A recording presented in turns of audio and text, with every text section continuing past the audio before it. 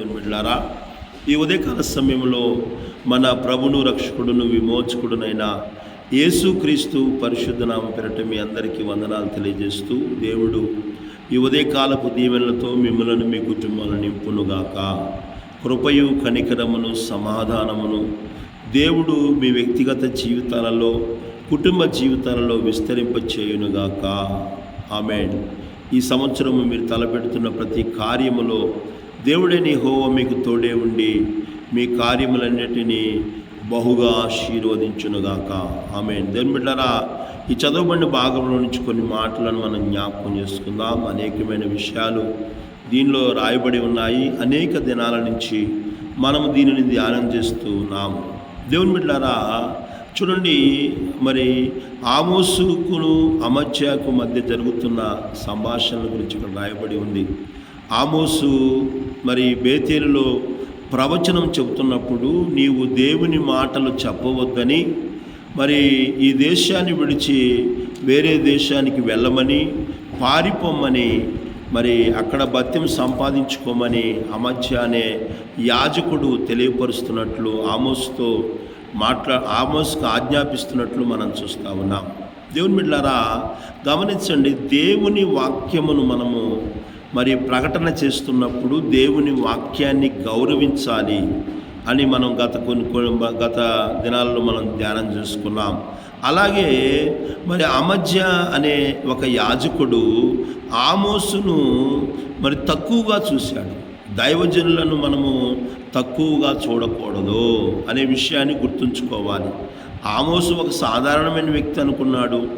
ఆమోసు విద్య లేనివాడు, ఆమోసు ఒక వ్యవసాయకుడు, ఆమోసు ఒక పశువుల కాపరి, ఆయనకి విద్య ఏముంది అనుకొని తక్కువ భావముతో, చులకన భావంతో అమజ్య చూసినట్లు మనం చూస్తూ ఉన్నాం. దేవుని బిడ్డలారా, దేవుడు ఏర్పరచుకున్న వాళ్ళు చాలా గొప్పవాళ్ళు అనే విషయాన్ని గుర్తుంచుకోవాలి. దేవుని చేత పంపబడిన వాళ్ళు చాలా గొప్పవాళ్ళు అనే విషయాన్ని గుర్తుంచుకోవాలి. కానీ వారి స్థితిని బట్టి కాదు. దేవుడు ఈ లోకంలో తృణీకరించబడిన వారిని, వెలివేయబడిన వారిని, అలాగే మరి పనికి రాని వారిని, మరి బలహీనులను దేవుడు ఏర్పరచుకున్నాడని మరి అపోస్తలుడైన పౌలు కొరింథీ సంఘానికి తెలియజేస్తూ ఉన్నాడు. ఈరోజు కాలంలో మనం గమనించినట్లయితే మనుషుల యొక్క స్థితిగతులను చూసి చాలామంది దైవజనులను చులకనగా చూసే వ్యక్తులుగా ఉంటున్నారు, తక్కువగా చూసే వ్యక్తులుగా ఉంటున్నారు. నా ప్రియమైన దేవుని బిడ్డలారా, దేవుని చేత పంపబడిన దైవజనులను మనము తక్కువగా చూడకూడదు, కానీ వారిని గౌరవించే వ్యక్తులుగా ఉండాలి. వారికి ఒకవేళ మంచి స్థితిగతులు లేకపోవచ్చు, లేకపోతే మంచి అందంగా వాళ్ళు లేకపోవచ్చు, ఒకవేళ వారికి మంచి చదువు లేకపోవచ్చు, ఒకవేళ వాళ్ళు మరి దేవుని బిడ్డలారా సమాజంలో మరి తక్కువ స్థితిలో ఉండవచ్చు, కానీ దేవుని చేత ఎన్నుకోబడ్డారు కనుక వారు గొప్పవారనే విషయాన్ని ఎప్పుడు కూడా గుర్తుంచుకొని వారిని గౌరవించే వ్యక్తులుగా ఉండాలి. దేవుని బిడ్డలారా, యేసు ప్రభు వారు పిలుచుకున్న శిష్యులందరూ కూడా, యేసు ప్రభుని వెంబడించిన శిష్యులందరూ కూడా సమాజంలో వారు చేపలు పట్టే వాళ్ళు ఎక్కువ మంది ఉన్నారు. దేవుని బిడ్డలారా, నేటి కాలంలో చేపలు పట్టే వాళ్ళని అంటే మరి వారిని తక్కువగా చూసే విధానాలు కనబడతాయి. కానీ వారికి విద్య లేదు, సరైన వస్త్రాలు కట్టుకోవటము మరి సరిగా ఉండదు. అయినా కానీ వారు విద్య లేని పామరులైనా కానీ దేవుడు వారిని గొప్పగా వాడుకున్నాడు. దేవుడు గొప్ప కార్యాలు వారి చేత జరిగించాడు. దేవుడు వారిని పంపించి లోకమును కిందులుగా చేసే వ్యక్తులుగా దేవుడు వారిని మార్చాడు. కనుక దేవుని బిడ్డలారా, దేవుడు ఎన్నుకోవటం అనేది గొప్పది అనే విషయాన్ని గుర్తుంచుకోవాలి. చదువును బట్టి కాదు కానీ, విద్యా అర్హతలను బట్టి కాదు కానీ, స్థితిగతులను బట్టి కాదు కానీ, వారిని దేవుడు ఎన్నుకున్నాడు అనే విషయంలో గుర్తుంచుకొని ఎల్లప్పుడూ కూడా దైవజనులను తక్కువగా చూడకుండా దైవజనులను గౌరవించే వ్యక్తులుగా ఉండాలి. దేవుని బిడ్డలారా, అక్కడ అమజ్య అనే ఒక సేవకుడే మరి ఆమోసును తక్కువగా చూస్తూ నిర్లక్ష్యపడుతూ ఉన్నాడు. దైవజనుల యొక్క సందేశాన్ని మనం వినాలి, నిర్లక్ష్యపరచకూడదు. వారి ద్వారా దేవుడు చెబుతున్న సందేశాన్ని వినాలి, వాక్యాన్ని వినాలి. దేవుని బిడ్డలారా గమనించండి, ఉదయకాల సమయంలో బైబిల్ గ్రంథంలో నుంచి ఒక వ్యక్తిని మనం గమనించినట్లయితే చూడండి, షూనేమి పట్టణంలో ఒక స్త్రీ ఉన్నది. ఆమె పేరు షూనేమిరాలు అని రాయబడింది. ఆమె పేరైతే రాయబడలేదు, కానీ ఆ పట్టణానికి సంబంధించిన వ్యక్తి కనుక ఆమెకు పేరేంటంటే షూనేమిరాలు. కొంతమంది వ్యక్తులకి వారి యొక్క ఊరిని బట్టి పేర్లు పెడతారు.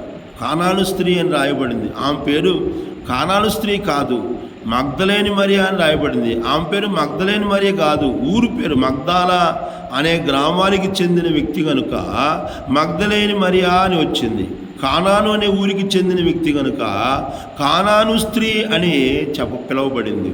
అలాగే షూనేమి ప్రాంతానికి పట్టణానికి సంబంధించిన వ్యక్తి కనుక షూనేమిరాలు అని రాయబడింది. దేవుని బిడ్డలారా గమనించండి, ఈమె మరి దైవజనుడైన ఎలీషా ఆ ప్రాంతంలో పోతున్నప్పుడు అతనిని మరి తన ఇంటికి ఆతిథ్యానికి పిలిచింది.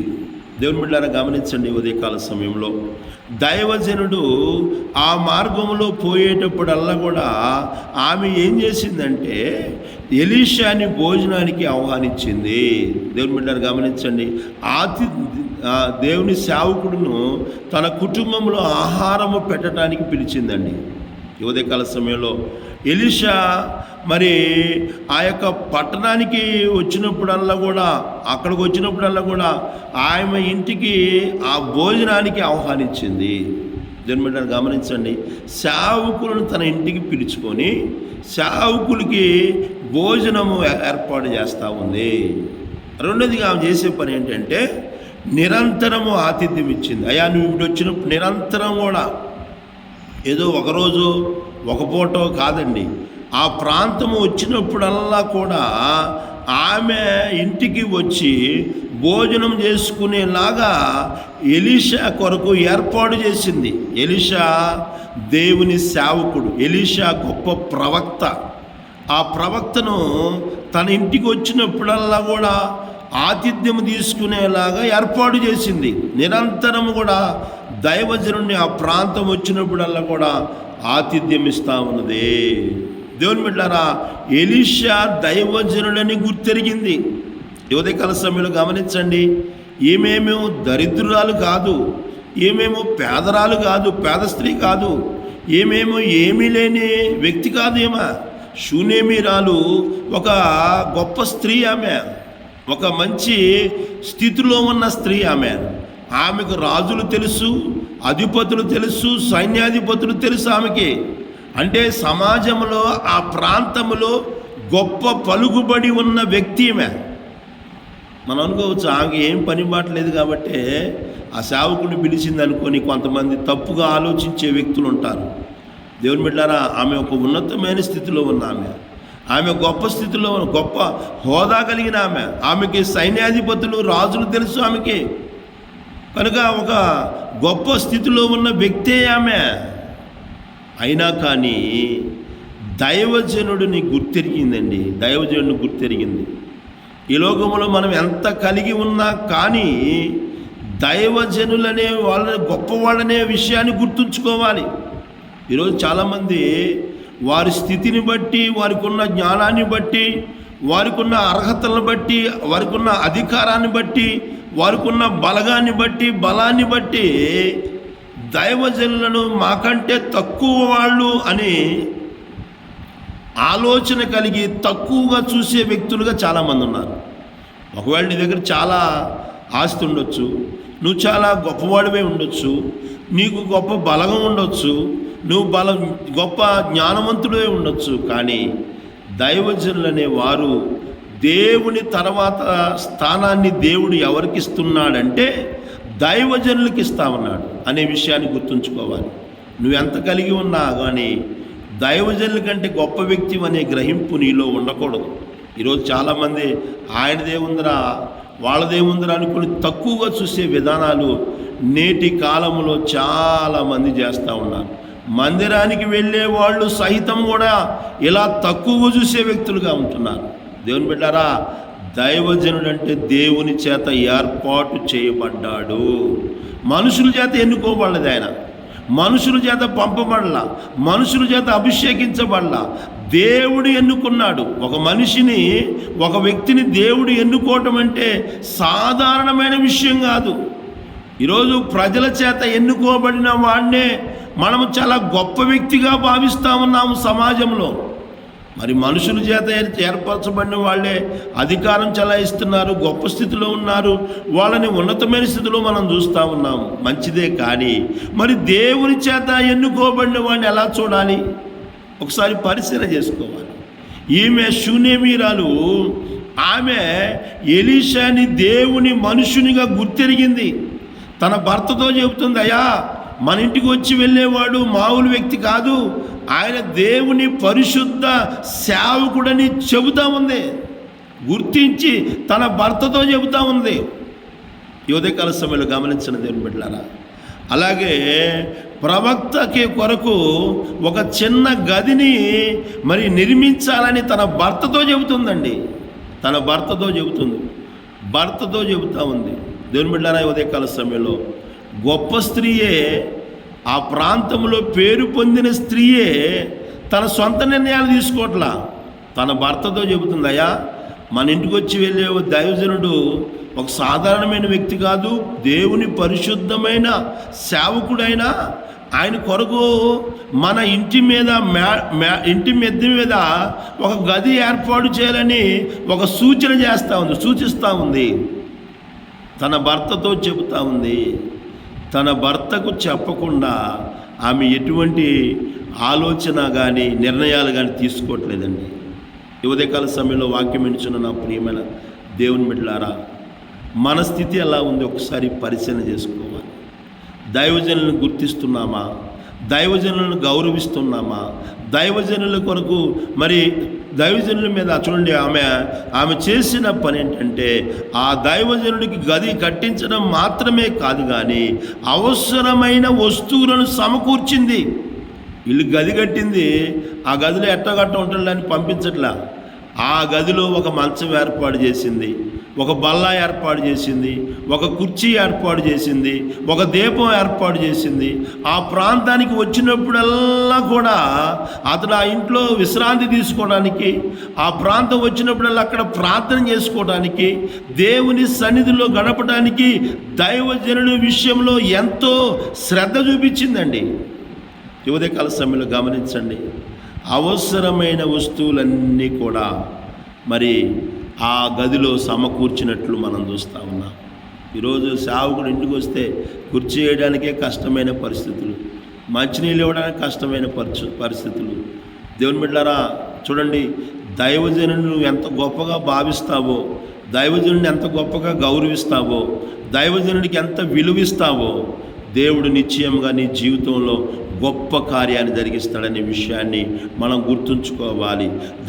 దేవుని సేవకుని సౌకర్యం గురించి శ్రద్ధ తీసుకుంది, ఆయన గురించి శ్రద్ధ తీసుకుందండి.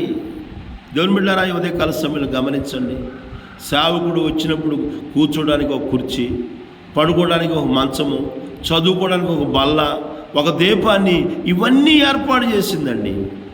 ఆయన సౌకర్యం కోసము శ్రద్ధ తీసుకుంది. ఉదయకాల సమయంలో సేవకుడిని ఏ విధంగా చూస్తున్నావు? సేవకుడిని తక్కువగా చూస్తున్నావా? లేదా చులకనగా చూస్తున్నావా? సేవకుడిని నిర్లక్ష్యపరుస్తున్నావా? దేవుడు సేవకుని ద్వారా ప్రకటిస్తున్న వాక్యాన్ని, సందేశాన్ని వింటున్నావా? నిరాకరిస్తున్నావా? ఒకసారి పరిశీలన చేసుకోవాలి, పరీక్షించుకోవాలి.